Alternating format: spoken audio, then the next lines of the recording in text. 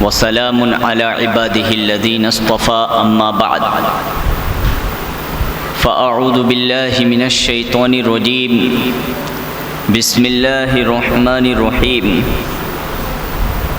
إنا أرسلناك شاهدا ومبشرا ونذيرا لتؤمنوا بالله ورسوله وتعزروه وتوقروه وتسبحوه بكرة وأصيلا وقال الله تبارك وتعالى في موضع آخر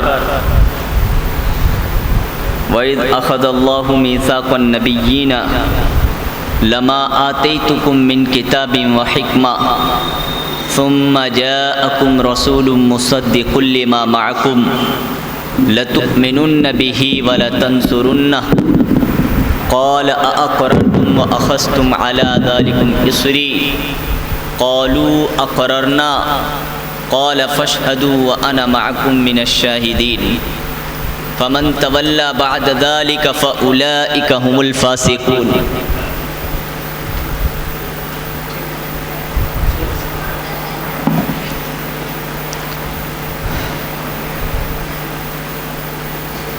یہ بستی کا نام کیا ہے؟ لنچے گڑیا. ننچے گڑیا بہت ہی عزت و احترام کے قابل اس مسجد کے ذمہ دار حضرات، کمیٹی کے ممبران اور اس مسجد کے مصلیان، اور اس بستی میں جو بھی خواتین اور بچے رہتے ہیں،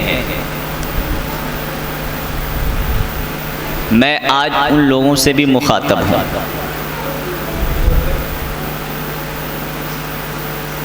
آج مجھے اس پر بلایا گیا. ہمارے عالم بھائی کا فون آیا کہ مفتی صاحب آپ کو میری بستی چلنا ہے. بھائی کیوں؟ تو سیرت کا جلسہ ہے. وہاں بستی کا نام کیا ہے؟ کئی بار بولے بھول گیا، پھر یہاں پوچھنے کی نوبت آئی. ننچے گڑیا. اچھا کیا جلسہ ہے بھائی؟ سیرت رسول صلی اللہ علیہ وسلم کا جلسہ ہے. اچھا کیوں سیرت رسول صلی اللہ علیہ وسلم کا جلسہ کیوں کرنا چاہ رہے بھائی ننچے گڑیا کے لوگ؟ وہ اس لیے کرنا چاہ رہے کہ وہ عاشق رسول ہیں، نبی علیہ السلام پر فدا ہیں. آپ کے عاشقین محبین آپ پر مر مٹنے والے اس بستی میں موجود ہیں. میں نے بھی چونکہ نبی علیہ السلام کے عشق کرنے والوں میں میرا بھی نام ہے، میں بھی محبت کرتا ہوں. ہاں یہ اپنے جگہ میں کہ کون کتنا محبت کرتا ہے وہ اپنے گریبان میں خود منہ ڈال کر دیکھ لے، کون دعوے کرتا ہے اور کون حقیقت میں محبت کرتا ہے. تو اسی لیے دوڑے دوڑے چلا آیا، اسی لیے دوڑے دوڑے چلا آیا. ورنہ یہ اوقات عام طور پر میں اپنا خود ویڈیو بناتا ہوں، لوگ مسئلے مسائل پوچھتے ہیں تو میں ان کو مسئلے مسائل بتاتا ہوں. تو ظاہر سی بات ہے آج ویڈیو میری شوٹ نہیں ہوئی مسئلے مسائل کی تو بہت سارے اسٹاک پڑ گئے، لیکن آیا عشق رسول صلی اللہ علیہ وسلم کی محبت میں، اور کوئی غرض اور کوئی مطلب نہیں ہے. لیکن یہاں آ کر میں دیکھ رہا ہوں کہ عشق نبی پر مر مٹنا تو دور کی بات ہے، معذرت کے ساتھ عشق نبی کے مجلس میں بھی لوگ بڑی مشکل سے بیٹھنے کو تیار ہوئے. بڑی مشکل سے آدھی مسجد بھری ہے.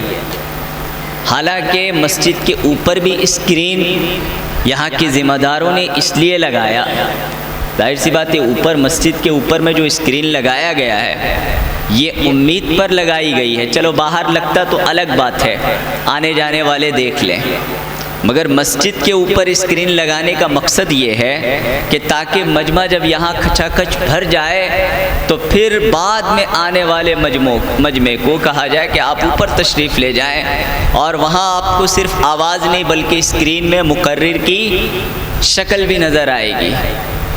اس امید پر لگایا، مگر یہاں کے ذمہ دار کی امیدوں پر یہاں کے عوام نے پانی پھیر دیا کہ اصل جو مسجد ہے یہ مسجد آدھی بھی نہیں بھری ہے۔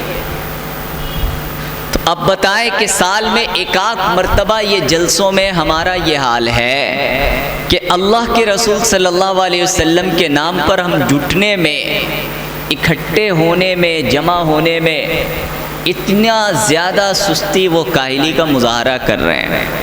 تو اب جب عمل کا دور آئے اور پھر عمل سے زیادہ قربانی کا دور آئے، پھر قربانی سے زیادہ سر کٹانے کا دور آئے، اپنے گھر کو اجاڑنے کا دور آئے، تو وہ مرحلہ کیسے طے ہوگا؟ وہ مرحلہ کیسے طے ہوگا؟ وہ کام کب ہوگا؟ اور وہ کام نہیں، ابھی تو حالات بہت اچھے ہیں، بہت عمدہ حالات ہیں۔ نہیں بھائی، کوئی حالت اچھا نہیں ہے، ایک دم سب کچھ تیار ہے، سب کچھ تیار ہے، مکمل بارود تیار ہے، صرف اور صرف ایک چنگاری کی ضرورت ہے۔ مسلمان کل کے دن ہر قسم کی پابندی پابندی پابندی پابندی پابندی پابندی، اب پھر آ گیا وقف بورڈ امینڈمنٹ بل، وقف امینڈمنٹ بل سنے آپ لوگ؟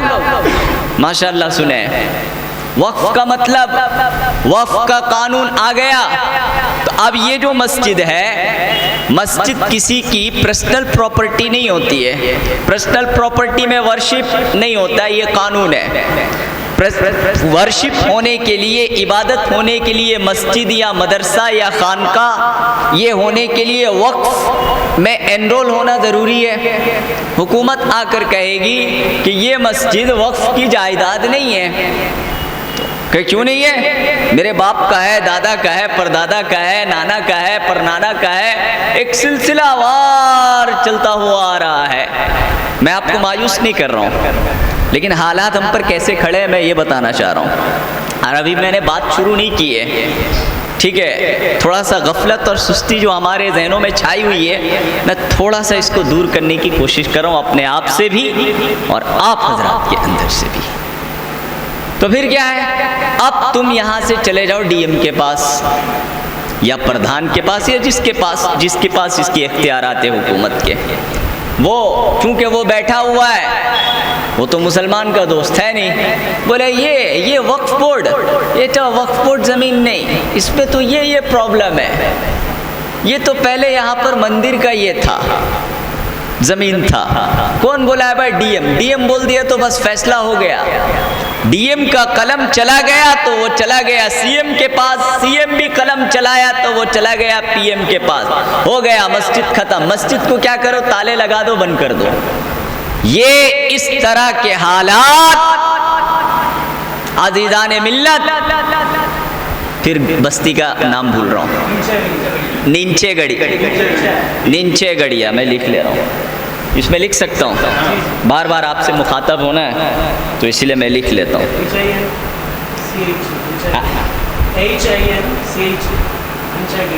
نینچے گڑیا، کیونکہ بیان کرنے کی عادت نہیں ہے، مذاکرہ کرنے کی عادت ہے میری، تو اسی لیے میں یہ کہہ رہا تھا عزیزان ملت، ہمارے انچے گڑیا کے بزرگان دین، ہماری عورتیں، ہمارے بچے، ہماری پروان چڑھنے والی نسلیں، میں یہ عرض کر رہا تھا، حالات اتنے برے ہیں۔ اب تو یہ قربانیوں کا وقت ہے بھائی، اب قربانی مانگ، یہ عشق اب قربانی مانگ رہا ہے۔ اس عشق کو قربانی چاہیے، اس عشق کو جیالے چاہیے، اس عشق کو متوالے چاہیے۔ کیسا متوالا پتہ ہے؟ کہ ایک وقت تھا سیرت رسول صلی اللہ علیہ وسلم کی مجلس میں بیٹھے ہوئے نا، ایک وقت تھا انگریزوں نے ملعون مرزا قادیانی کو بیٹھایا، اس نے جو ہے نبوت کا دعویٰ کیا، مسلمان سڑکوں پر اتر کر احتجاج کرنے لگے، اتنا احتجاج کہ وہ برٹش حکومت کے جو بل پاس کیا گیا وہ برٹش حکومت کے ہاتھوں سے پورا قابو نکلنے لگا۔ تو ایک مسلمان جو ہے وہ عاشق رسول سمجھے، وہ ایک ہی نعرہ لگا رہا تھا کہ محمد الرسول اللہ صلی اللہ علیہ وسلم آخری نبی ہے، غلام مرزا احمد قادیانی وہ جھوٹا ہے، کذاب ہے، محمد الرسول اللہ آخری نبی ہے۔ وہ جو نعرے لگا رہا تھا اس کے پیچھے لوگ نعرے لگا رہے تھے، وہ نعرے لگا رہا تھا، مجمع ہٹنے کو نام نہیں۔ تو کیا ہوا؟ لاٹھی چارج ہو رہا ہے، ایک ڈنڈا پڑ رہا ہے، محمد رسول اللہ صلی اللہ علیہ وسلم آخری نبی ہے۔ غلام مرزا احمد قادیانی وہ ملعون ہے، کذاب ہے، جھوٹا ہے، دجال ہے۔ پھر ڈنڈے پڑ رہے، پھر وہی اعلان، پھر ڈنڈے پڑ رہے، پھر وہی اعلان، پھر ڈنڈے پڑ رہے، پھر وہی اعلان۔ لاسٹ میں اس کو اریسٹ کیا گیا، اس مسلمان کو، اور لے جا کر انگریزوں کی عدالت میں پیش کر دیا گیا۔ اب انگریز کہتا ہے کیا ہوا؟ تم کیا حکومت کے خلاف نعرے لگا رہے تھے؟ تو ایک ہی بات، محمد رسول اللہ صلی اللہ علیہ وسلم آخری نبی ہے، غلام احمد قادیانی جھوٹا ہے، کذاب ہے، دجال ہے، اس کے خلاف بولنے لگا۔ بولتے جج پوچھ رہا ہے، جج کیسے سوال کرتا ہے، جج پوچھ رہا ہے وہ ایک ہی جواب دے رہا ہے، جج پوچھ رہا ہے وہ ایک ہی جواب دے رہا ہے، جج پوچھ رہا ہے وہ ایک ہی جواب دے رہا ہے۔ کرتے وہ عدالت کے کٹگڑے میں گھومنے لگا، عشق کی مستی سوار ہو گئی، نبی کا جلوے میں وہ نہانے لگا، عشق کے دریا میں وہ بہنے لگا، وہ مسلمان، اور کہنے لگا محمد صلی اللہ علیہ وسلم آخری نبی ہے، آخری نبی ہے، آخری نبی ہے، آخری نبی ہے۔ اتنا گھومنے لگا، جج نے فیصلہ کر دیا، ارے بھائی یہ دیوانہ ہے، دیوانے پر کوئی مقدمہ نہیں چلا کرتا، معاف۔ قلم چلایا اور معاف کر دیا اس کو، بری باعزت اس کو، حالانکہ پورے احتجاج کا سب سے بڑا سرغنہ وہی تھا، اس کی وجہ سے مجمع چھٹ نہیں رہا تھا، اس کے نعرے کی وجہ سے۔ تو ایسے عشق کے متوالوں کی آج ضرورت ہے، جو تاریخ ہمیشہ قدم سے قدم بڑھا کر چلتی ہے۔ میرے دوستوں اور بزرگوں اور بھائیوں، پچھلے تاریخ میں جو ہوا ہے ابھی بھی وہ ہو سکتا ہے، یہ ہمیشہ عروج و زوال یہ لگا رہتا ہے۔ اب آپ بتائیں کہ سیرت کے جلسے میں ہماری مسجدیں نہیں بھر رہی ہیں، جبکہ یہ فرصت کا وقت ہے، تو آپ بتائیں کہ نبی علیہ السلام کے دین کو بچانے کے لیے ہم اپنے جان و مال کی قربانی آخر کیسے دیں گے بھائی؟ کیسے ہم سے امید کی جا سکتی ہے بتائیے؟ جس طرح ابھی آپ نے سنا، جس طرح اللہ رب العزت نے اپنے تعلق سے، اپنے رب ہونے کے تعلق سے اس عالم میں بھیجنے سے پہلے مجھ سے اور آپ سے یہ وعدہ لیا، الست بربکم، کیا میں تمہارا رب نہیں ہوں؟ اسی طرح مجھ سے اور آپ سے اللہ کے رسول صلی اللہ علیہ وسلم کے تعلق سے مجھے اور آپ کو اس دنیا میں بھیجنے سے پہلے اللہ رب العزت نے ہم سے اور آپ سے وعدہ لیا، مجھ سے اور آپ سے نہیں بلکہ تمام نبیوں سے وعدہ لیا، تمام نبیوں سے وعدہ لیا۔ یعنی سیرت کا جلسہ نبی اللہ رب العزت نے اس عالم ارواح میں پہلے قائم کیا، بعد میں یہ سیرت کے جلسے منعقد ہوتے ہیں۔ آئی بات سمجھ میں؟ عالم ارواح میں سب سے پہلے اللہ نے اس سیرت کے جلسے کو قائم کیا۔ دیکھو میرے ایک نبی ہے، وہ آخری نبی ہے، وہ آخری پیغمبر ہے، اور وہاں پر مخاطب کس کو بنایا؟ تمام نبیوں کو بنایا۔ آدم علیہ السلام سے لے کر عیسیٰ علیہ السلام تک جتنے انبیاء علیہم السلام ہیں وہ تمام نبیوں کو وہاں جمع کیا، اور ان کے پیچھے تمام قوم اور امت مجھے اور آپ کو سب کو جمع کیا، اور جمع کر کے اللہ رب العزت نے ان سے وعدہ لیا، تمام نبیوں سے وعدہ لیا۔ اچھا، تمام نبیوں کے دور میں تو یہ نہیں آئے، ہمارے نبی علیہ السلام تو سب سے آخر میں آئے، جب آئے تو کوئی نبی نہیں تھا، جب آپ گئے تو پھر کوئی نبی نہیں ہوگا۔ لیکن یہ مجھے اور آپ کو بتانے کے لیے، یہ اللہ رب العزت نے مجھے اور آپ کو یہ بتانے کے لیے کہا کہ محمد رسول اللہ صلی اللہ علیہ وسلم کے تعلق سے میں جب تمام نبیوں سے وعدہ لے سکتا ہوں، میں جب تمام نبیوں سے عہد و پیمان کروا سکتا ہوں، میں تمام نبیوں سے جب وچن لے سکتا ہوں، تو تمہاری کیا اوقات ہے؟ تم بتاؤ۔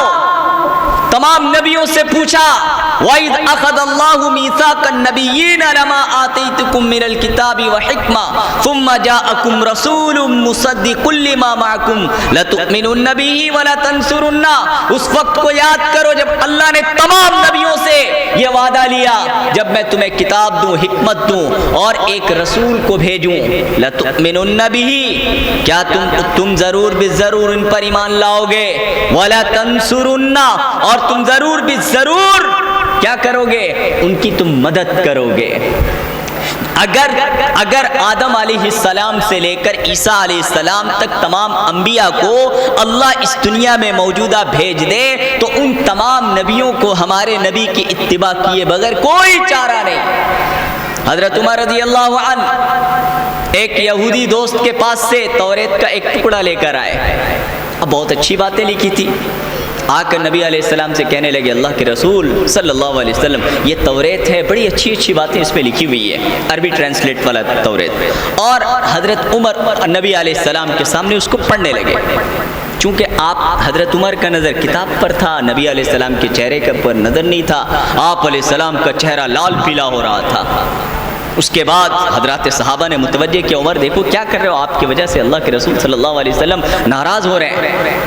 جیسے حضرت عمر سر اٹھاتے ہیں اور دیکھتے ہیں کہ اللہ کے رسول صلی اللہ علیہ وسلم کا چہرہ انور لال ہو گیا، ہمارے غصہ کہ آپ کی رگیں پھول رہی ہیں، تو حضرت عمر رضی اللہ عنہ نے کہا، رضینا باللہ ربا وبالاسلام دینا وبمحمد نبی صلی اللہ علیہ وسلم، ہم اللہ کو رب مان کر راضی ہو گئے، ہم اس دین کو ہم بحیثیت دین اسلام کو اپنا دین پر ہم راضی ہو گئے، ہم محمد صلی اللہ علیہ وسلم کو اپنے نبی مان کر راضی ہو گئے۔ اس کے بعد اللہ کے رسول صلی اللہ علیہ وسلم نے فرمایا، اے عمر تمہارا کیا خیال ہے، تمہاری کیا اوقات ہے کہ تم میرے سامنے توریت کے ٹکڑے اٹھا کر پڑھ رہے ہو، توریت کے صفحے اٹھا کر پڑھ رہے ہو، جبکہ اس صاحب توریت، اس توریت والے موسیٰ علیہ السلام بھی اگر میرے یہاں موجود ہوتے اور آپ صلی اللہ علیہ وسلم کے بعد جن کی شریعت سب سے زیادہ مکمل، جن کی امت سب سے زیادہ آپ صلی اللہ علیہ وسلم کے بعد جن کی امت کی تعداد سب سے زیادہ ہے،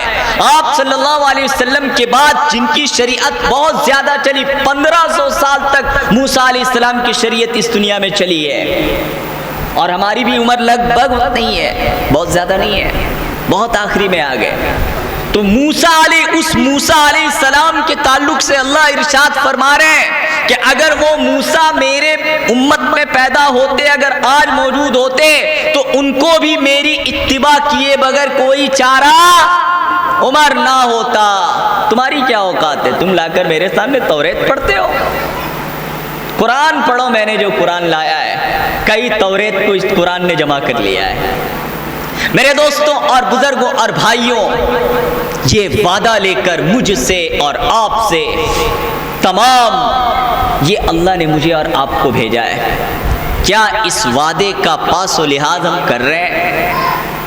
کیا اس وعدے کا پاس و لحاظ کر رہے ہیں؟ کیا اس کی ذمہ داری کا احساس ہمارے اندر ہے؟ کیا اللہ کے رسول صلی اللہ علیہ آج اگر ابھی موت ہو جائے میری اور آپ کی، کیا ہم اللہ کے رسول صلی اللہ علیہ وسلم کو چہرہ دکھانے کے قابل ہوں گے؟ کیا فرشتے جو اگر قبر میں مجھ سے اور آپ سے سوالات کر لیں کہ من ربک، تم بتاؤ کہ تمہارا رب کون ہے، رب کس کو مان کر آئے، من رسولک، تمہارے رسول کون ہے، اور قبر میں جو ہے عذاب، قبر میں انسان جواب جو ہے زبان سے نہیں دے گا، قبر میں جو جواب دے گا وہ دل سے ہوگا، وہ دل سے ہوگا۔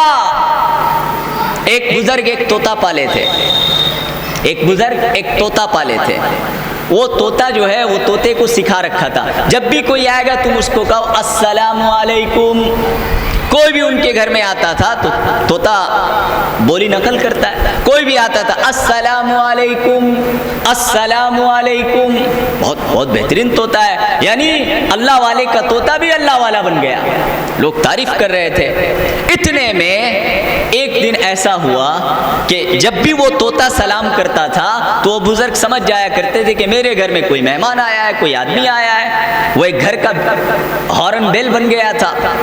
تو ایک دن کی بات ہے کہ وہ طوطا بجائے سلام کے ٹی ٹی ٹی ٹی کرنے لگا، گھبرا ہو گئے، آج کیا ہو گیا اس طوطے کو، روز تو سلام کرتا ہے کسی کے آنے کے بعد، آج اس طوطے نے کس کو دیکھ لیا کہ جو اپنی نقلی آواز بھول گیا اور اصلی آواز پر اتر آیا۔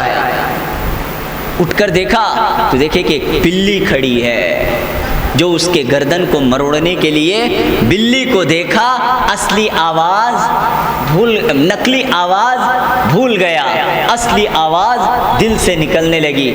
کہیں میری اور آپ کی حالت تو عزیزان ملت ایسی تو نہیں ہونے والی ہے کہ اگر ابھی ہماری اور آپ کی موت ہو جائے اور ہم قبر میں جائیں، یہاں تو ہم دعوے کر رہے ہیں میرا رب اللہ ہے، ہمارے رسول محمد رسول اللہ صلی اللہ علیہ وسلم ہے، میرا دین اسلام ہے، اور وہاں پر ہم جائیں اور کس سے ہماری ملاقات ہو، منکر سے اور نکیر سے۔ اس کا نام ہی ہے منکر اور نکیر۔ منکر کا مطلب خراب، نکیر کا مطلب ڈینجر۔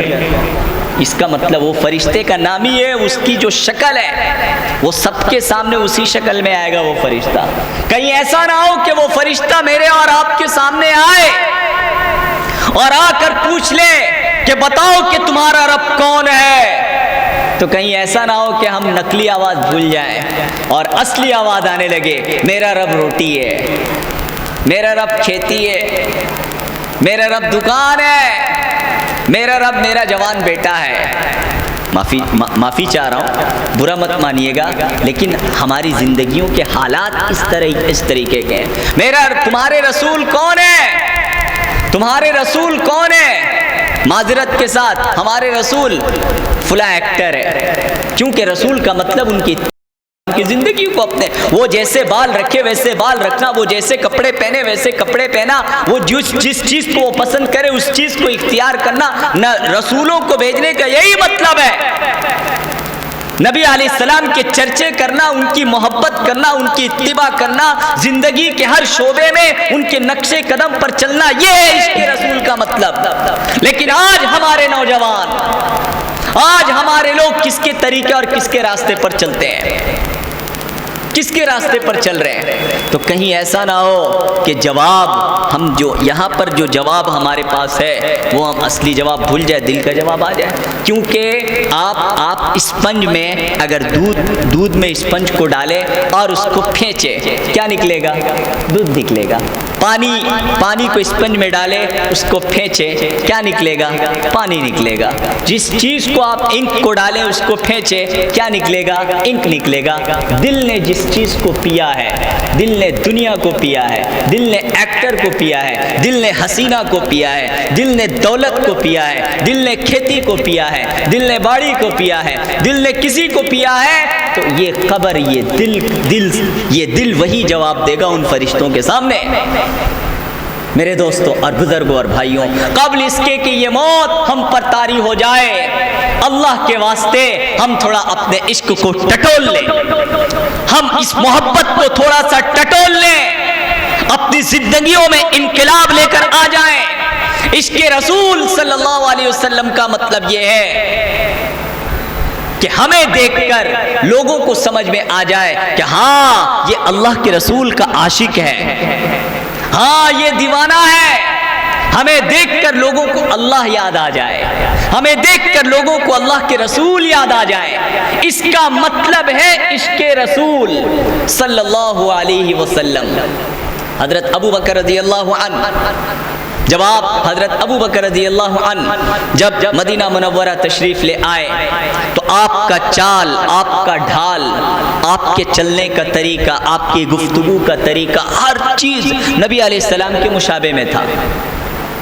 تو آپ صلی اللہ علیہ وسلم کو لوگ پہچاننے کے بجائے حضرت ابو بکر کو نبی سمجھ کر کیا کرنے لگے؟ سب انہی سے مصافحہ کرنے لگے، سب انہی سے مصافحہ کرنے لگے۔ اچھا، جب ایک مرتبہ ایسا آیا کہ حضرت ابو بکر رضی اللہ عنہ مکہ کے کافروں، جب مکہ کے کافر ان کو ستا رہے تھے تو حضرت ابو بکر رضی اللہ عنہ ان کے ستانے کو چھوڑ کر وہ وہاں سے چھوڑ کر جا رہے تھے۔ جب راستے میں ایک آدمی ملتا ہے، ابن دغنہ ملتا ہے، کہتا ابو بکر کہاں جا رہے ہو؟ ابو بکر تم کہاں جا رہے ہو؟ بولے کہ تمہارے مکہ میں مجھ پر زمین بہت تنگ کر دی گئی ہے، کافر مجھے بہت ستا رہے ہیں، نہ تجارت کرنے دے رہے، نہ کچھ کرنے دے رہے، میں اس مکہ کو چھوڑ کر جا رہا ہوں، حبشہ جا رہا ہوں، وہیں پر تجارت کروں گا اور اللہ کی عبادت میں آسانی سے کروں گا۔ تو وہ کافر کیا کہتا ہے؟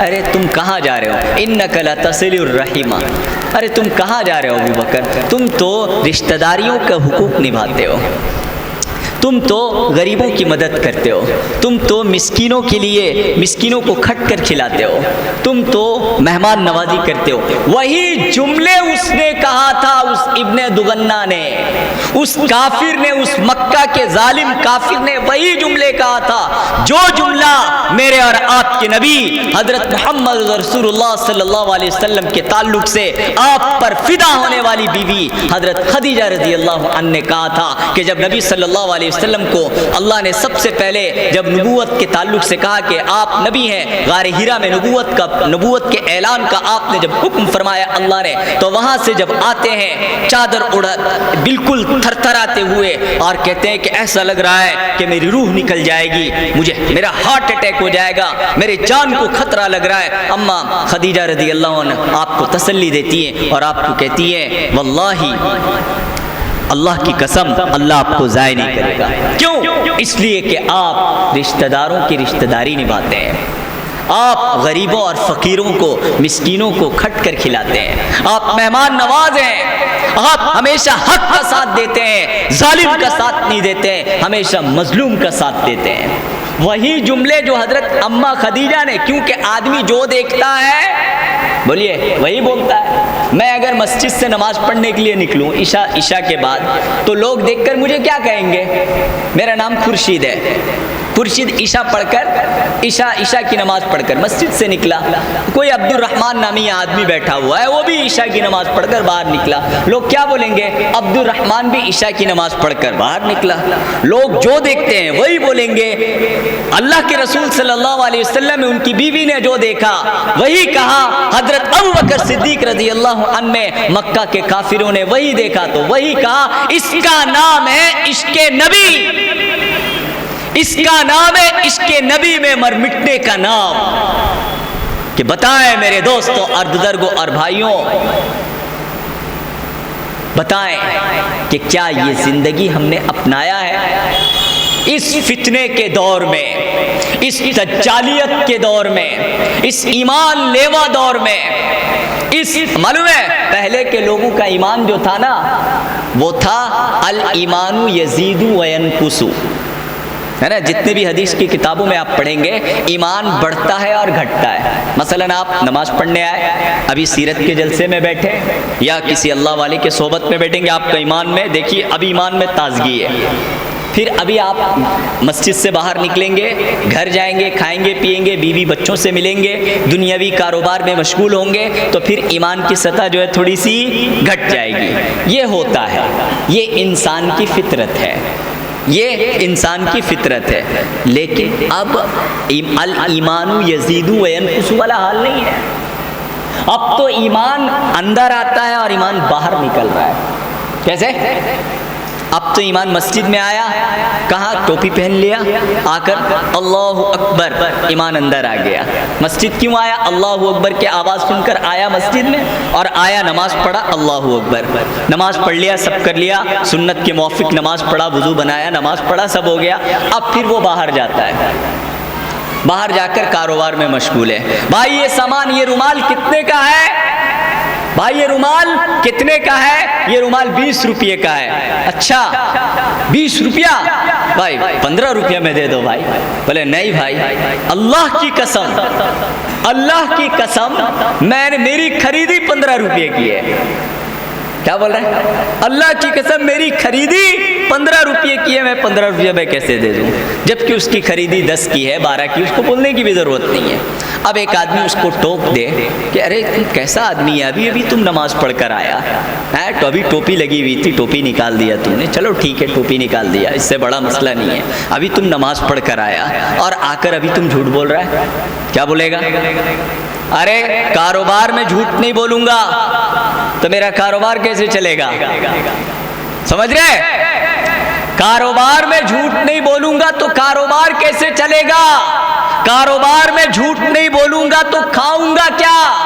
یعنی جھوٹ کو اس نے رب بنا لیا، جھوٹ کو اس نے خدا بنا لیا، جھوٹ کو اس نے پالنہار بنا لیا، جھوٹ کو اس نے کاروبار کا ریڑھ کی ہڈی بنا لیا کہ جھوٹ اس کو کھلاتا ہے، جھوٹ اس کو روٹی دیتا ہے، جھوٹ اس کے پیٹ کو پالتا ہے، جھوٹ اس کے بلڈنگ بناتا ہے۔ ایک جھوٹ کو اس نے، ارے بنایا بھی تو خدا، کس کو بنایا؟ جھوٹ کو خدا بنایا۔ یہ ہے عشق رسول عزیزان ملت۔ یہ بات اگر کسی نے کاروبار میں جھوٹ بولا ہے تو حرام کام کیا، لیکن اس کے وجہ سے ایمان نہیں نکلتا ہے۔ لیکن اگر جھوٹ کو ٹیسٹیفائی کر رہا ہے، جھوٹ کو سچ بنانے کی کوشش کر رہا ہے، جھوٹ کو حلال کہہ رہا ہے، تو پھر ایمان کہاں چلا جاتا ہے؟ یہ تو بس بھائی ہم لوگ بس اللہ ہی اس کی حفاظت کرنے والا ہے، اللہ ہی اس کے ایمان کی حفاظت۔ تو یہی ہے الایمان یدخل و یخرج، ایمان داخل ہو رہا اور ایمان نکل رہا ہے۔ اور نبی علیہ السلام نے فرمایا لوگوں کے پاس ایک ایسا زمانہ آنے والا ہے، صبح کا مؤمن شام کا کافر، شام کا مؤمن صبح کا کافر۔ وہ زمانہ وہ آنے والا ہے نہیں، آ گیا ہے، لیکن ہمیں اس کا احساس نہیں۔ اور احساس کاہے کو ہوگا؟ دل میں جتنا ایمان ہوگا اتنا زیادہ احساس ہوگا، اتنا زیادہ کمی کا احساس ہوگا۔ آپ ایک بوتل میں پانی لیں، اس کو فل بھریں، اس کو فل بھریں، فل بھریں گے، اس میں سے ایک چھوٹا سا بھی اگر نقطہ پڑے گا، جیسے یہ میرا کپڑا ہے، میں سفید کپڑا پہنا ہوں، اس پر ایک نقطہ بھی اگر لگ جائے تو آپ کو نظر آئے گا۔ مگر یہی چیز اگر کالا ہو جائے کپڑا، اس پر نقطے نہیں پوری سیاہی لگ جائے، پوری کوئلہ کو گھس دیا جائے تو اس کو محسوس نہیں ہوگا۔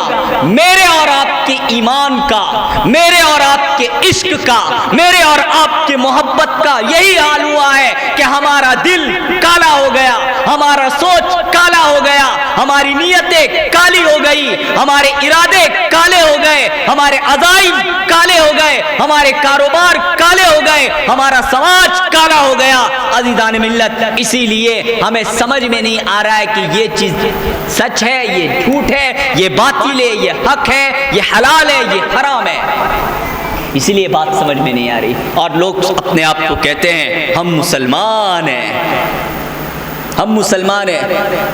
نبی علیہ السلام کے دربار میں جتنے بھی لوگ آ کر لمبے لمبے جو دعوے کیا کرتے تھے، ان دعووں کا نقل اللہ نے قرآن میں کیا ہے، مگر الفاظ سنیں گے، میں سنا رہا ہوں، میں سنا رہا ہوں۔ اعوذ باللہ من الشیطان الرجیم، بسم اللہ الرحمن الرحیم۔ اذا جاءک المنافقون قالوا نشہد انک لرسول اللہ۔ کیا لفظ ہے، کیا محبت ہے، کیا چاشنی ہے، کیا سجے سجائے الفاظ ہیں۔ نبی جی، منافق آپ کے دربار میں آتے ہیں اور آ کر کہتے ہیں نشہد، ہم گواہی دیتے ہیں، انکا بے شک آپ ہی جتنا آپ لگا دے یہ سب کم ہو جائے گا. اتنا تاکید ہے اس جملے میں. بیش انکا لرسول اللہ, آپ ہی اللہ کے رسول ہے, آپ ہی اللہ کے رسول ہے, آپ ہی. کتنے بار اس کو بول دے یہ کم پڑ جائے گا, اتنی تاکید والا جملہ ہے یہ. مگر یہ جملہ کس کا ہے معلوم ہے؟ یہ منافق کا جملہ ہے. لیکن کسی بھی مسلمان کے تعلق سے یہ جملہ قرآن میں اللہ نے نقل نہیں کیا ہے. کوئی صحابی آ کر نبی علیہ السلام سے کہتا ہے کہ میں بے شک آپ اللہ کے رسول ہیں, یہ نقل اللہ نے نہیں کیا ہے. حالانکہ ہر صحابی آ کر کہتے تھے فدا کا امی و ابی یا رسول اللہ, فدا کا امی و ابی یا رسول اللہ. اللہ نے ان کو نقل نہیں کیا کیونکہ وہ جو زبان سے کہتے تھے دل بھی وہی تھا. لیکن منافق ایسے جملے آ کر کہا کرتے تھے کہ بے شک آپ ہی اللہ کے رسول ہیں. اور اللہ نے کہا واللہ یعلم انک لرسول واللہ یشہد ان المنافقین لکاذبون. جملے پر غور کیجئے, انک لرسول اللہ ان المنافقین لکاذبون. جملہ پھر سنیے, انک لرسول اللہ, انک لرسول اللہ ان المنافقین لکاذبون. ٹھیک ہے, جملہ دیکھ رہے سیم ٹو سیم, جہاں پر ان لگا وہاں پر ان لگا, جہاں پر لا لگا وہاں پر لا لگا. تو جتنے شدت کے ساتھ وہ نبی علیہ السلام کے رسالت کا اقرار آپ کے مجلس میں آ کر کیا کرتے تھے, میرے رب نے اتنی شدت کے ساتھ ان منافقین کو جھٹلایا ہے کہ یہ منافق اللہ کی قسم یہ منافق اتنے زیادہ جھوٹے ہیں, پکے جھوٹے ہیں. یہ آپ کو اللہ آپ کو رسول نہیں مانتے. کہیں میرا اور آپ کا شمار ان لوگوں میں تو نہیں ہے, کیونکہ اپنے آپ کو کسی کو نہیں اپنے آپ کو منافق کہنا, اپنے آپ کو منافق سمجھنا یہ ایمان کی علامت ہے. جیسے کتنے کے پیسے والے کا جو پیسے کا عاشق ہوتا ہے اس کے پاس جا کر پوچھو بابو مسجد بنانا ہے, ایک غریب لڑکی کی شادی ہے, تھوڑا سا چندہ دے دو. ارے کیا صاحب کیا بات کرے, کاروبار بازار خراب ہے, کیا ٹرینڈ چلا ہوا ہے, بازار خراب ہے, بازار خراب ہے.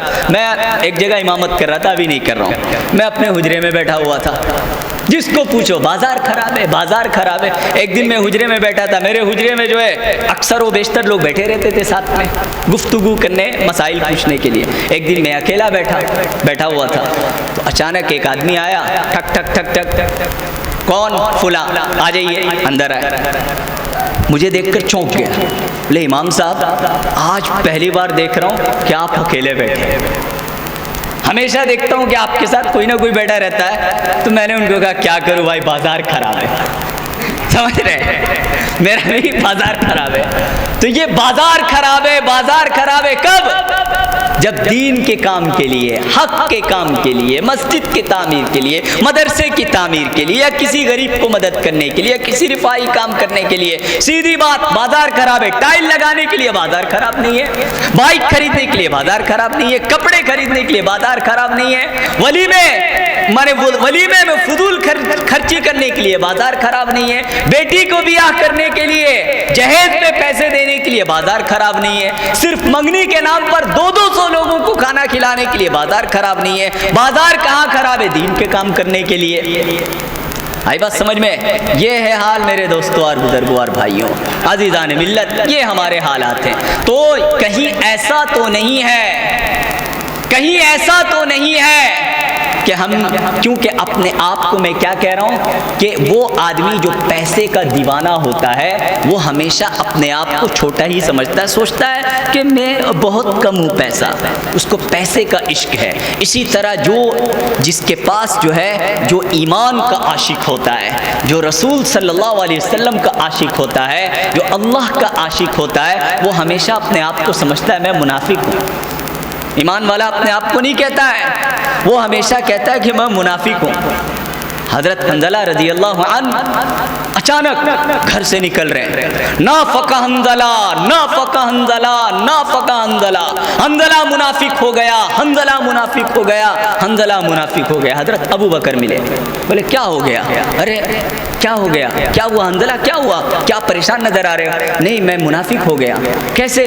کہ میں تو اللہ کے رسول صلی اللہ علیہ وسلم کی مجلس میں ابھی بھی بیٹھا ہوا تھا، تو آپ کے بیانات، آپ کے چہرے دیکھ کر، آپ کے ارشاد سن کر ایسا لگ رہا تھا کہ جنت میرے سامنے، میرے دائیں جانب جنت، میرے بائیں جانب جہنم، عرش میرے سر کے اوپر، اور میں میدان حشر میں کھڑا ہوں، اور قبر میرے دونوں پاؤں قبر کے نیچے۔ یعنی ایمان کی یہ سطح تھی۔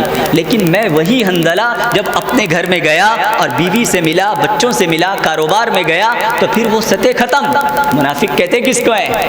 جو بولے کچھ اور کرے کچھ اور، جس کی زبان میں کچھ اور اندر میں کچھ اور ہو، اس کو کہتے ہیں منافق۔ تو میں نبی علیہ السلام کی صحبت میں جاتا ہوں، کہتا ہوں کہ آپ رسول ہیں، ہم آخرت کے لیے، ہمیں جنت جانا ہے، جہنم سے بچنا ہے، اور گھر میں جاتا ہوں تو وہ کیفیت نہیں رہتا۔ تو اس کیفیت کو حضرت حنظلہ نے اپنے تعلق سے یہ سوچا ہے کہ میں منافق ہو گیا ہوں۔ حضرت ابو بکر صدیق رضی اللہ عنہ نے کہا کہ حنظلہ یہ حالت تو میرے ساتھ بھی ہے، سیم ٹو سیم، میں بھی اس کا مریض ہوں۔ وہ دونوں اللہ کے رسول صلی اللہ علیہ وسلم کی صحبت میں جاتے ہیں، اور آپ صلی اللہ علیہ وسلم سے پوچھتے ہیں اللہ کے رسول کیا بات ہے کہ آپ کی صحبت میں ہم رہتے ہیں تو ایسا لگتا ہے کہ ہر چیز کا ہم مشاہدہ کر رہے ہیں، جنت و جہنم کو ہم اپنے آنکھوں کے سامنے دیکھ رہے ہیں، قبر کو ہم اپنے پاؤں کے نیچے دیکھ رہے ہیں، مگر جب اپنے بیوی بچوں کے پاس جاتے ہیں تو ہماری وہ کیفیت نہیں ہوتی ہے، تو ہم تو منافق ہو گئے۔ اللہ کے رسول صلی اللہ علیہ وسلم نے کہا کہ حنظلہ میرے صحبت میں بیٹھ کر جو ایمانی کیفیت ہوتی ہے، اگر کسی کو یہی ایمانی کیفیت ہمیشہ ہونے لگے تو تم کو پھر فرشتے نظر آنے لگے۔ پھر کیا نظر آنے لگے؟ فرشتے تم سے مسافہ، فرشتے تو نیک بندوں سے مسافہ کرتے ہیں، نیک بندوں کی مدد کرتے ہیں، نیک بندوں کے نام اعمال لکھتے ہیں، لیکن ہمیں محسوس نہیں ہوتا ہے۔ لیکن اگر کسی کی ایمانی کیفیت ایسی ہو جائے کہ اللہ کے رسول صلی اللہ علیہ وسلم کی صحبت میں بیٹھ کر جو ایمانی کیفیت ہے وہ کیفیت بیوی کے سامنے بھی ہو جائے، کاروبار میں بھی ہو جائے، دکان میں بھی ہو جائے، کھیت میں بھی ہو جائے، راستے میں بھی ہو جائے، تو پھر اس میں اور فرشتے میں کوئی فرق نہیں ہے۔ پھر فرشتے اپنی اصلی فرشتے جو نظر نہیں آ رہے تھے، فرشتے ان کو کیا ہے نظر آنے لگیں کہ بھائی یہ تو اپنا آدمی ہے، یہ انسان نہیں ہے، تو پھر فرشتے تمہیں نظر آنے لگے۔ تو حنظلہ گاہے بگاہے آپ نے تسلی دیا، گاہے بگاہے کا مطلب کبھی کبھی ایسا ہوتا ہے کہ جب تم میرے مجلس میں ہوتے ہو تو ایمان کی سطح کچھ اور ہوتی ہے، جب میرے مجلس سے باہر ہوتے تو تمہارے ایمان کی سطح یہ اور ہوتی ہے۔ میرے دوستوں اور بزرگوں اور بھائیوں، اللہ کے رسول صلی اللہ علیہ وسلم کو اپنی امت کے تعلق سے ایمان کا بڑا فکر تھا۔ آج ہماری نسلوں کو اسکولوں میں کیا پڑھایا جا رہا ہے؟ آج ہماری عورتوں کو سیریل کے ذریعے آج ہمارے عورتوں کا کیا حالت ہوا جا رہا ہے؟ آج اس کی کون فکر کرے گا میرے دوستوں اور بزرگوں؟ آپ نے ابھی عشاء کی نماز جن لوگوں نے پڑھا ہے، امام صاحب نے تلاوت کی، کیا ام کنتم شہداء اذ حضر یعقوب الموت، کیا تم یعقوب علیہ السلام کے موت کے وقت تم حاضر تھے؟ یہ اللہ سوال کر رہا ہے۔ یعقوب علیہ السلام کے موت کے وقت تم حاضر تھے؟ اذ قال لبنیہ ما تعبدون من بعدی، جب یعقوب علیہ السلام نے اپنے بیٹوں سے کہا کہ میرے بیٹوں کہ تم میرے بعد کس کی عبادت کرو گے؟ ابھی آپ گھر میں جائیں، آپ سب سے میں گزارش کر رہا ہوں، ابھی آپ اس جلسے کے بعد، دعا کے بعد آپ گھر میں جائیں اور اپنے بچوں کو جمع کریں، بڑے ہوں یا چھوٹے، ٹھیک ہے، اور اپنے بچوں سے پوچھو بیٹا دیکھو میں دن بدن بوڑھا ہوتا جا رہا ہوں، تم جوان ہوتے جا رہے ہو، اب بتاؤ کہ میرے مرنے کے بعد تم کس کی عبادت کرو گے؟ تم کس کی عبادت کرو گے؟ تم کس کی پوجا کرو گے؟ کس کی پرارتھنا کرو گے؟ آپ کے بیٹے سب پورے اس بستی میں جتنے ہیں سب آپ کے بیٹے سارے کے بیٹے کہیں گے آج ابو کو کیا ہو گیا؟ آج ابو کا لگ رہا ہے گھسک گیا ہے، آج ابو کا اسکرو ڈھیلا ہو گیا ہے، کس کی عبادت کریں گے؟ ارے میرا دادا مسلمان، میرا پردادا مسلمان، میرا لکڑ دادا مسلمان، میرا سکڑ دادا مسلمان، آپ مسلمان، میری ماں مسلمان، میرا بستی مسلمان، تو آپ پوچھتے ہیں کہ میں کس کی عبادت کروں گا؟ کون کہے گا؟ میرا بچہ کہے گا اور آپ کا بچہ کہے گا، میری نسل کہے گی، آپ کی نسل کہے گی۔ لیکن یعقوب علیہ السلام یہ کون ہے؟ تھوڑا نظر تو ڈالیے، یعقوب کس کے بیٹے ہیں؟ حضرت اسحاق کے علیہ السلام، وہ بھی نبی۔ اسحاق علیہ السلام کس کے بیٹے ہیں؟ حضرت ابراہیم کے۔ یہ جو 4 سلسلہ اللہ کے رسول صلی اللہ علیہ وسلم نے ارشاد فرمایا، کریم ابن کریم ابن کریم ابن کریم، ابراہیم یا یوسف ابن یعقوب ابن اسحاق ابن ابراہیم، یعنی کریم، معزز کا بیٹا معزز، معزز کا بیٹا معزز، معزز کا بیٹا معزز۔ کون ہے؟ وہ ہے یوسف، ان کے ابو یعقوب، ان کے ابو اسحاق اور ان کے ابو ابراہیم۔ یہ سلسلہ بہت کم ملتا ہے۔ یہ جو 4 سلسلے ہیں، جس کے دادا بھی یوسف علیہ السلام کے دادا، ابو بھی نبی، دادا بھی نبی، پردادا بھی نبی، اور ان سے سوال ہو رہا ہے اس یوسف علیہ السلام سے جو مصر کے بادشاہ ہیں، کیونکہ اس وقت یعقوب علیہ السلام کی عمر ہو گئی نا، وہ تو نزے کی حالت میں ہے، تو اس مصر کے وہ بادشاہ ہیں، ان کی حکمت کی وجہ سے پورا مصر ایمان لا چکا ہے۔ یوسف علیہ السلام نبوت کے اس میں ہیں، اور جتنے ان کے 11 بھائی ہیں وہ کے اولیاء اللہ ہیں، وہ سارے کے سارے موجود ہیں، اور ان کا پوروج کیا ہے؟ ان کے پردادا تک سارے کے سارے اعلیٰ درجے کے نبی ہیں، اور ان سے پوچھ رہے کون؟ یعقوب علیہ السلام۔ حالت دیکھیے، ایمان کا فکر دیکھیے، عشق دیکھیے، عشق الہی، کہ بتاؤ میرے بیٹے، میرے بعد تم کس کی عبادت کرو گے؟ سمجھے؟ جب تک انہوں نے یہ اقرار نہیں کیا، یعقوب علیہ السلام کی روح نہیں نکلی۔ انہوں نے سب نے اقرار کیا، نعبد الہک و الہ آبائک ابراہیم و اسماعیل و اسحاق الہا واحدا۔ ارے ہم ابو آپ فکر نہ کریں، ہم فکر کرتے ہیں اپنے بچوں کے، بتاؤ کہ میرے بعد میری پراپرٹی کا تم کیا کرو گے؟ میرے بعد تم کیسے کماؤ گے؟ تم کیسے کھاؤ گے؟ تم کیسی زندگی گزارو گے؟ ان کو سب سے کوئی مطلب نہیں ہے، بیٹا بادشاہ ہے کوئی مطلب نہیں ہے، بیٹا ایمان پر خاتمہ ہوگا کیا اس کا مطلب ہے؟ کیا یہ فکر مجھے اور آپ کو ہے؟ عزیزان ملت، بزرگان دین، میری عزیز مائیں جو سن رہی ہیں، میں ان سے بھی مخاطب ہوں، کیا یہ فکر مجھے اور آپ کو ہے؟ اگر فکر ہے تو اللہ سلامت رکھے، اللہ ہمارے ایمان کو سلامت رکھے گا۔ اگر فکر نہیں ہے تو پھر اللہ رب العزت کہتے ہیں، ان اللہ لا یغیر ما بقوم حتی یغیروا ما بانفسہم۔ اللہ اس قوم کی حالت، اس آیت کا اصل مطلب یہ ہے کہ اللہ جو ہے جب کسی کو کوئی نعمت سے نوازتا ہے، اس نعمت کو اس وقت تک اس سے نہیں چھینتا جب تک وہ اس کی قدردانی کرتا رہتا ہے۔ جب اس کی وہ ناقدری کرتا ہے تو پھر اس نعمت کو اللہ کیا کرتے ہیں؟ چھین لیتے ہیں، اور اللہ چھین لیتا ہے۔ قرآن میں تو اللہ نے یوں ہی تھریڈنگ دیا، ان تتولوا یستبدل قوما غیرکم، اگر تم روگردانی کرو گے، اگر تم میرے عشق نبی میں جھوٹے دعوے کرو گے، اگر مجھ سے عشق کے جھوٹے دعوے کرو گے، اگر میرے نبی کے دین کو اپنے بستیوں سے ڈھاؤ گے، تو پھر اللہ نے کہا یستبدل قوما غیرکم، تم سے بدل کر دوسرے کو اللہ لا دے گا۔ کتنے ایسی قوم جس کے ایمان کو اللہ نے بدل دیا میرے دوستوں اور بزرگوں اور بھائیوں۔ تو یہ عشق کا مرحلہ ہے، یہ عشق کا سمے ہے، یہ عشق کو دکھانے کا سمے ہے، یہ قربانی دینے کا سمے ہے میرے دوستوں اور بزرگوں اور بھائیوں، عزیزان ملت۔ یہ یوں ہی حل نہیں ہوگا، یہ محنت کرنا پڑتا ہے، اپنے نسلوں کو سنوارنا پڑتا ہے۔ پہلے مجھے اچھی طرح یاد ہے، بہت غفلت ہو رہی ہے کہ میری ماں، ہم لوگ 8 بھائی بہن، لیکن میری ماں اپنے 8 بھائی بہنوں کو جیسے چاہے وہ پڑھائی۔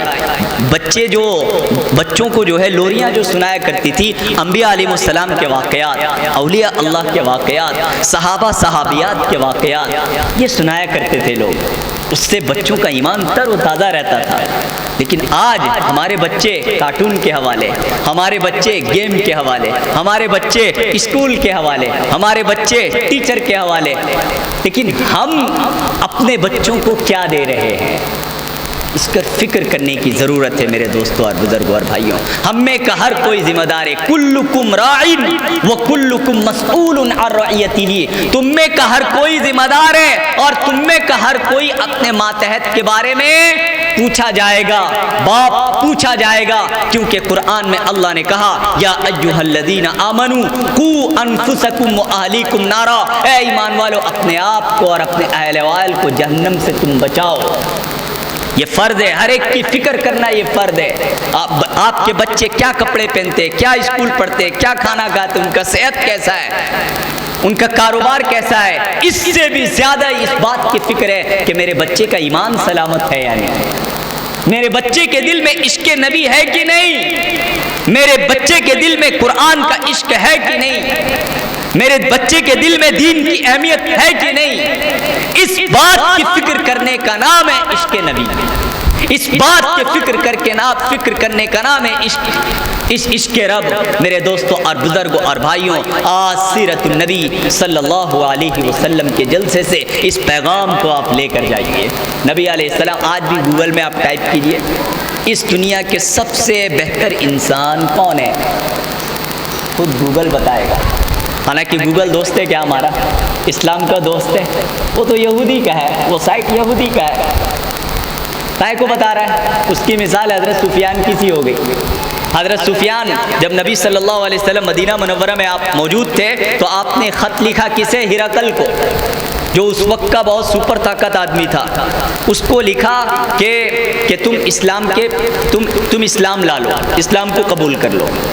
اب اس نے خط پڑھا، بولا ایک عرب کا آدمی، وہ اس کے حساب سے ایک عرب کا معمولی آدمی مجھے خط لکھ رہا ہے اور مجھ سے کہہ رہا ہے کہ اسلام قبول کر لو، اتنی ہمت، آخر کون ہے اس کو؟ جانچتے ہیں تو انہوں نے کہا کہ ہمارے ملک کے شام میں جو لوگ بھی عرب کے تاجر ان سب کو بلاؤ، ہم ان کے تعلق سے معلوم کرتے ہیں۔ تو اتفاق سے حضرت سفیان رضی اللہ عنہ اور ان کے جو ساتھی تھے وہ سارے کے سارے وہاں پر موجود تھے، وہ سب کو بلایا گیا ہرقل کے دربار میں، اور ہرقل نے تمام باتیں ان سے پوچھا۔ حضرت سفیان رضی اللہ عنہ چاہ رہے تھے کہ میں کچھ جھوٹ، کیونکہ اس وقت آپ اسلام نہیں لائے تھے، اس وقت آپ کفر کے حالت میں تھے، نبی علیہ السلام سے سخت دشمنی کے حالت میں تھے، سب سے بڑا دشمن آپ کا کون تھا؟ ہمارے نبی تھے۔ لیکن حضرت سفیان وہ کہتے کہ میں چاہ رہا تھا کہ کچھ نہ کچھ جھوٹ بولوں نبی علیہ السلام کے تعلق سے، کچھ نہ کچھ پروپیگنڈے کروں، لیکن کر نہیں پا رہا تھا، اس ڈر سے کہ میرے ارد گرد جو لوگ بیٹھے ہوئے تھے نا، کوئی جھٹلا دے اگر مجھے تو بادشاہ کے سامنے میری وقار کیا ہو جائے گی؟ گر جائے گی۔ گوگل کی بھی یہی حالت ہے، گوگل نہیں چاہ رہا ہے۔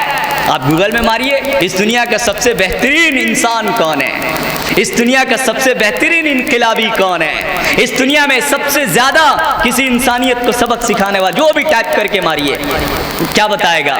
محمد رسول اللہ صلی اللہ علیہ وسلم۔ وہ چاہ نہیں رہا ہے، لیکن چونکہ لوگوں کے جو توجہات ہیں، جو ریسرچ ہے، جو تحقیقات ہیں، مجبور ہے بتانے پر۔ جب یہ گوگل جیسا دشمن سائٹ اس پر مجبور ہے کہ محمد رسول اللہ صلی اللہ علیہ وسلم اس دنیا کے سب سے بہتر انسان ہیں، جب ہمارے پاس ایسے رسول ہیں جو آج دنیا چاہ کر بھی انکار نہیں کر پا رہی ہے کہ ہمارے رسول صلی اللہ علیہ وسلم اس دنیا کے اس اللہ کے مخلوق کے سب سے بہترین فرد ہیں، تو ہمیں کیا ضرورت ہے بھائی دوسروں کے طریقے کو اختیار کرنے کی؟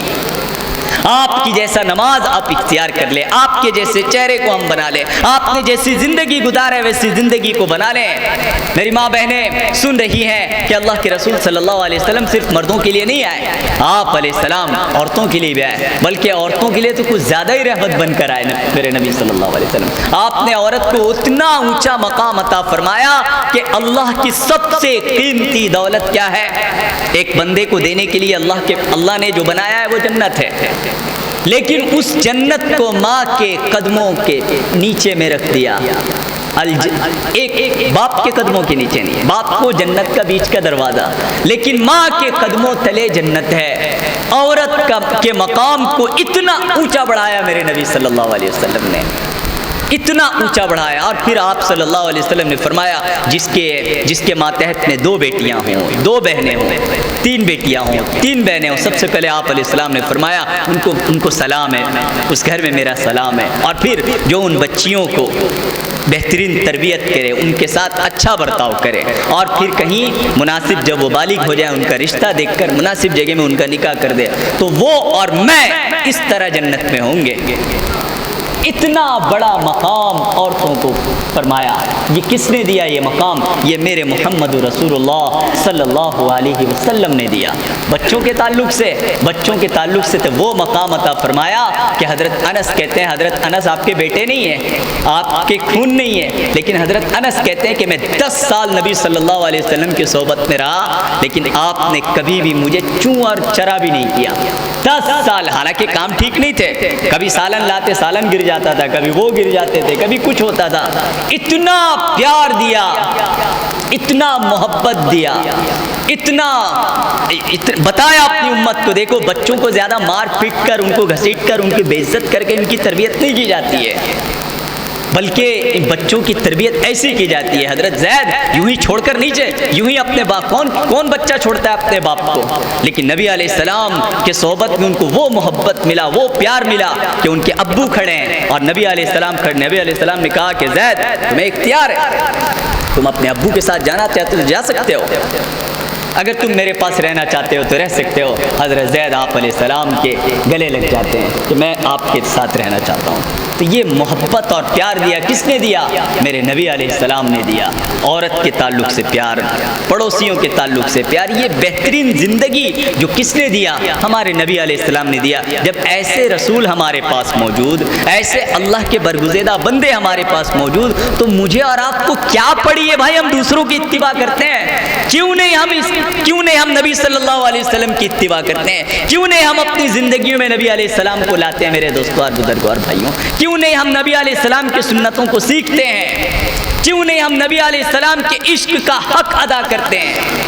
کیوں آج تک ہمارے چہروں میں داڑھی نہیں ہے؟ کیوں آج تک ہمارے محلوں میں بے نمازی گھوم رہے؟ کیا اس سے بہتر, جب گوگل تک کا دشمن کہتا ہے کہ سب سے بہتر فرد اس دنیا میں کون ہے؟ محمد رسول اللہ صلی اللہ علیہ وسلم, تو ہمیں کیا ضرورت ہے ادھر ادھر جھانکی مارنے کی؟ میرے دوستوں اور بزرگوں اور بھائیوں, اس سیرت کے جلسے سے آپ یہ پیغام لے جائیے. انشاءاللہ حضرات صحابہ نے نبی علیہ السلام سے یہ پیغام لیا تھا, نبی علیہ السلام سے دین سیکھا, پھر اس پر عمل کیا اور دوسروں تک اس کو پہنچایا. سیرت کے جلسے سے آپ آج یہی پیغام لے جائیے کہ آج سے میں نبی صلی اللہ علیہ وسلم کے عشق کا, محبت کا, تعلق کا, امتی ہونے کا میں حق ادا کروں گا. وہ یہ ہے کہ نبی علیہ السلام کے ایک ایک سنت کو جان کر اس پر عمل کروں گا, اپنے اہل و عیال کو عمل کرواؤں گا, اور جہاں تک ہو سکے میں اس کو پھیلاؤں گا. یہ پیغام آپ اس سیرت کے جلسے سے لے جائیے. اللہ مجھے بھی اور آپ کو بھی اللہ کے رسول صلی اللہ علیہ وسلم کے عشق میں مر مٹنے والا بنا دے, آپ صلی اللہ علیہ وسلم کی سنتوں کی اتباع کرنے والا بنا دے. اللہ رب العزت اس بستی والوں میں خیر و عافیت کا معاملہ فرما دے, ان بستی والوں کے دلوں کو آپس میں ملا دے. وآخر دعوانا ان الحمدللہ رب العالمین.